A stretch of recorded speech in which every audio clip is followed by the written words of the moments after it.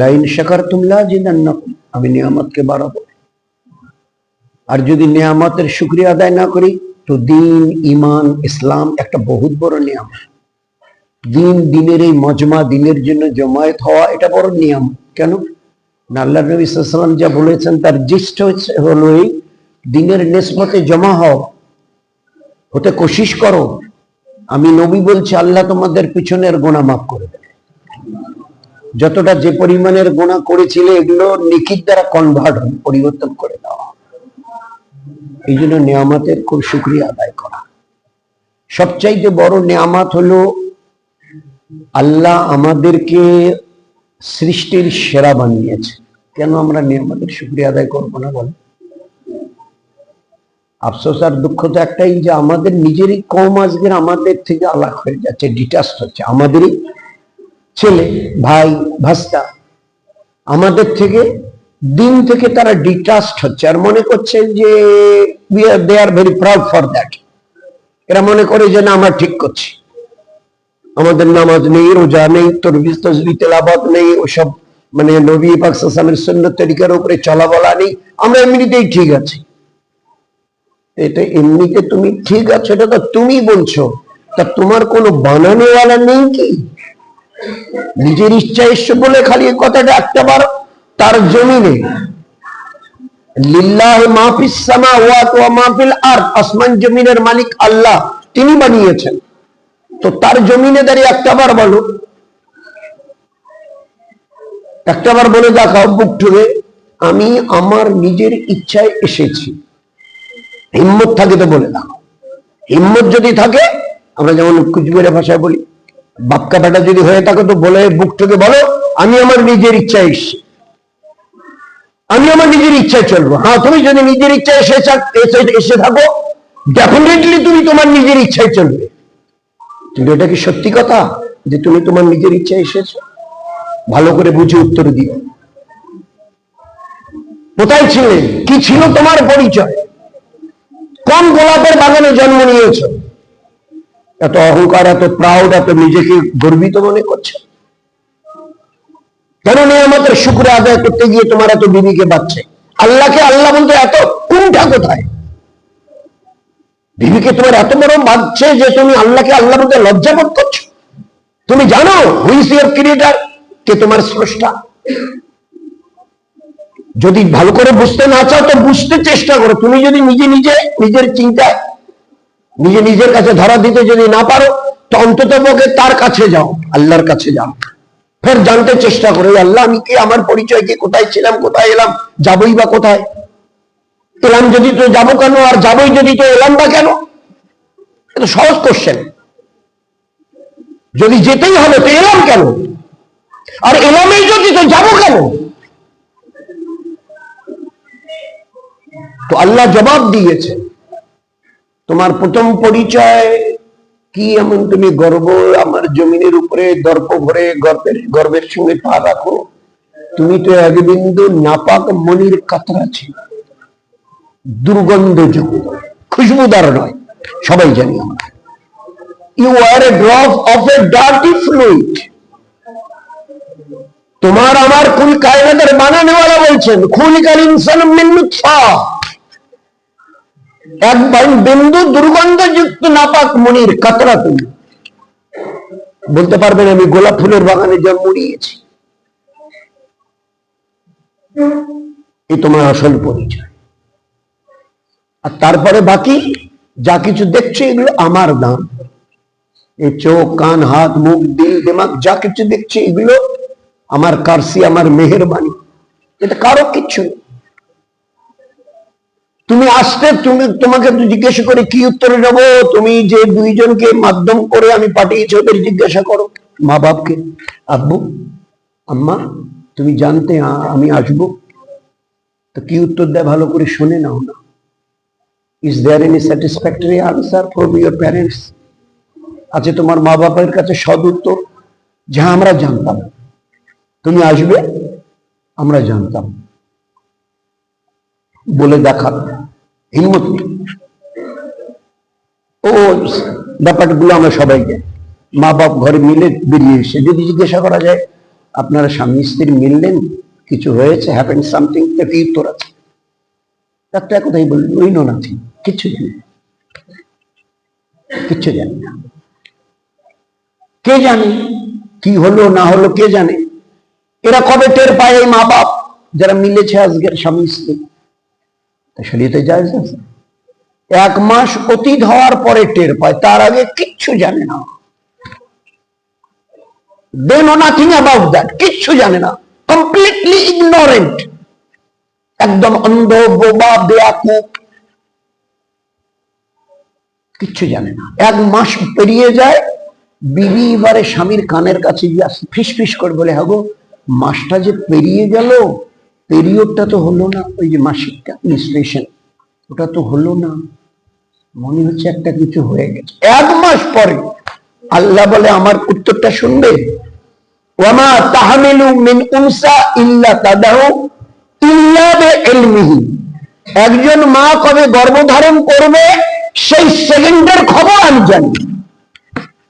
তোমরা তো মাস গেলে তারপরে রেজাল্ট দাও, আর আমি আল্লাহ কোন সেকেন্ডে তার একটা শুক্রকীটকে মায়ের বাচ্চা দাঁড়িয়ে পাঠিয়েছি, ইল্লা বিইলমি, আমার জ্ঞানে আছে, আমি জানি। আচ্ছা, এবারে টের পেলে, আব্বু আম্মু তোমরা জানতে আমি ছেলে হব, মেয়ে হব, ফর্সা হব, কালো হব, বেটে হব, লম্বা, জানতে? ওই একটাই, কিছু হতে পারে, কিচ্ছু জানা ছিল না। আল্লাহ বলে, আমাকে জিজ্ঞাসা কর, হুয়াল্লাযী ইউসাবিরুকুম ফিল আরহামি কাইফা ইয়াশা। মায়ের বাচ্চা দানি দিয়ে বাচ্চা কি হবে, কালো, ফর্সা, ছেলে, মেয়ে, 10 আঙ্গুল, 5 আঙ্গুল, আমি জানি। আরো এমন এক জায়গা আর এমন এক সিস্টেম, গোটা পৃথিবীর কেউ নয়, none one of this world, ঝোপড়িওয়ালা হোক আর এই কুর্সিওয়ালা হোক, গাছতলায় থাকো আর 5 তলায় থাকো, হিম্মত নেই তোমাদের ওখানে টাচ করো, হাত লাগাও, খবরদার। ওই ডেঞ্জার লেখা আছে, তারগুলো দেখো না, 70,000 ভোল্টের, ডেঞ্জার, হাত দিয়ে সেকেন্ড লাগবে না, দেওয়া ওখানে হাত দেওয়ার কোন তোমাদের জায়গা নেই। ফুটপাতের ভিখারি হোক আর গোটা দুনিয়ার ডঙ্কা বাজানেওয়ালা হোক, ওখানে কিচ্ছু করার নেই তোমাদের। কত দয়ায় মানুষ করেছি, একটাবার তোমার বিবেককে জিজ্ঞাসা করো, কি হবে বাচ্চাদারিতে আমি জানি, তোমাদের কারো কিচ্ছু জানা নেই। আর জানো যদি কোনোভাবে, এখনো জানা যাচ্ছে কিছুদিন পরে ওইসব করে ঠলে, কিন্তু হাত দেবার বলে না, হাত দেবার কোনো জায়গা নেই। গোটা দুনিয়ার বাদশা, খবর দেখা গেল বিবির পেটের বাচ্চাটা কালো হচ্ছে, কুচকুচে কালো, তো তুমি যদি চাও ফর্সা করবো, করতে পারবে তো? দেখা গেছে এই বাচ্চাটার 8টা আঙ্গুল, ছবি করে দেখা গেল 8টা আঙ্গুল আর 2টো ডিম, তা এই দুটো তুমি পূর্ণ করতে পারবে তো? গোটা দুনিয়া তোমাকে এক বাক্যে চেনে, আছে তোমার ক্ষমতা? বলুন। আর ওইভাবে 3টা পর্দার ভিতরে, পানির ব্লাডারের ভিতরে রেখে আমি ওকে বড় করছি। 40 দিনে একটা পজিশন, ফের 40 দিন, ফের 40 দিন, 120। আমরা বলি না 3টে চিন্তা লাগান, খুব কাজ দেবে, এমনি বলা হয় না। এগুলো সব কোরআন ও হাদিসের রোশনি থেকে। 40 দিনে মায়ের পেটের ওই বাচ্চাটা চেহারা মতো হয়, তারপরে ফের 40 দিনে পরিপূর্ণ হয়, ফের 120 দিন যখন চলে আসে, একেবারে কাটায় কাটায় 120 দিন। গোটা দুনিয়ার সায়েন্স এক কথায় উত্তর দিয়েছে, সার্টেনলি এতদিনই বাচ্চাটা মরা মতো ছিল, কিন্তু 120 দিনের মাথায় না হঠাৎ করে যেন একটা ওর ভিতরে, বাচ্চাটার ভিতরে কারেন্ট এসে গেল, এবারে হরকত শুরু করে। আমাদের হাদিসে পাকের মধ্যে কি এসছে বলে, 120 দিনে তোমরা কি বললে, গোটা দুনিয়ার ওইসব মডার্ন টেকনোলজি সায়েন্স ওয়ালারা বললে হঠাৎ নয়, আল্লাহ পাকের তরফ থেকে একজন ফেরেশতা রূহ এনে তার ভিতরে প্রবেশ করিয়ে দেয়, তারপরে এবারে হরকত শুরু করে বাচ্চা, নয়তো তার আগে একটা ডেথ পজিশন।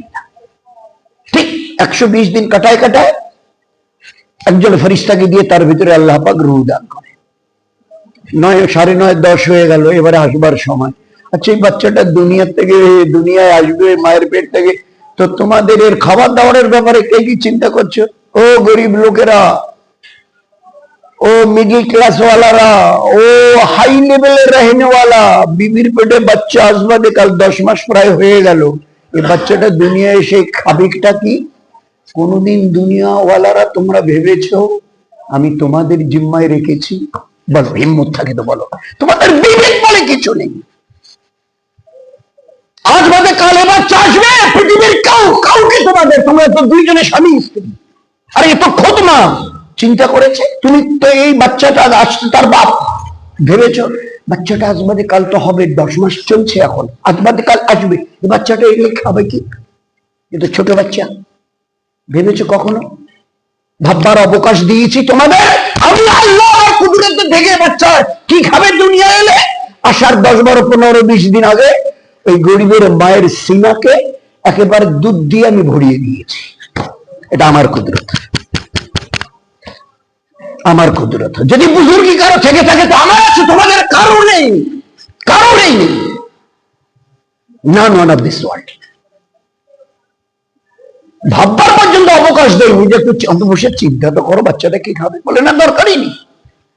যে বাচ্চা আমি ওই মনের কাতরাকে পাঠিয়ে দিয়েছি, তারপরে তার ওই ফুটার থেকে এই চেহারা ফের এই আঙুল ওগের যা কিছু, সে ওই বাচ্চা আমি তার খাওয়ার ইন্তজাম, মায়ের পেটে থেকে বেরিয়ে এলো বাস মায়ের সিনাতে।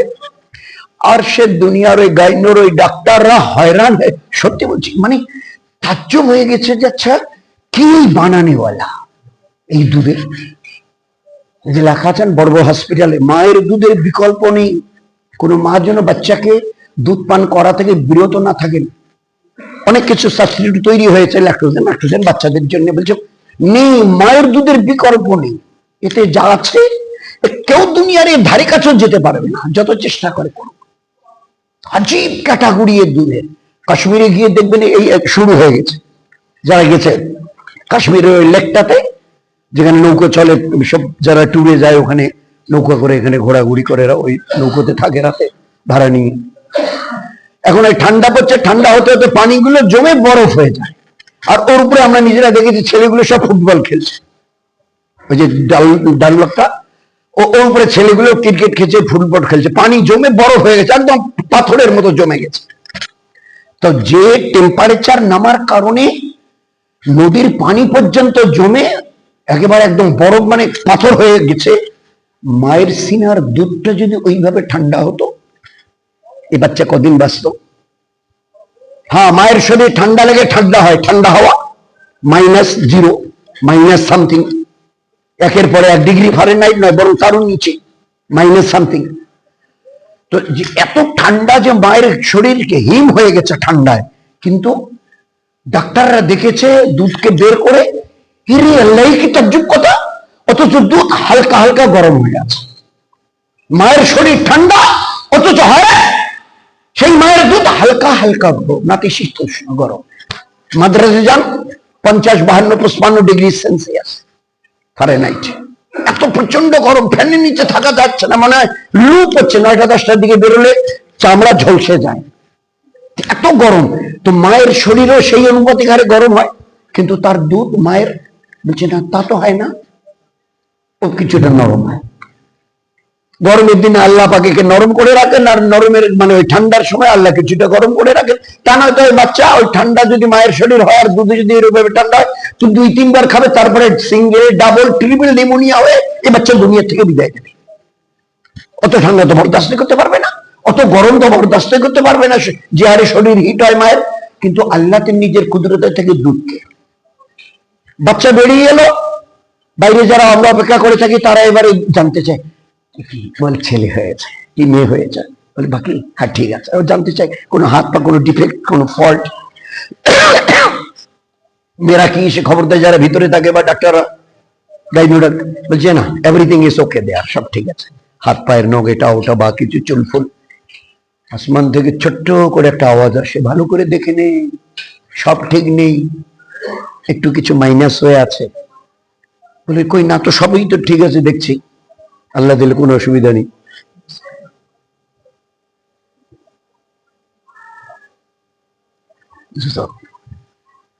সবই তো ঠিক আছে।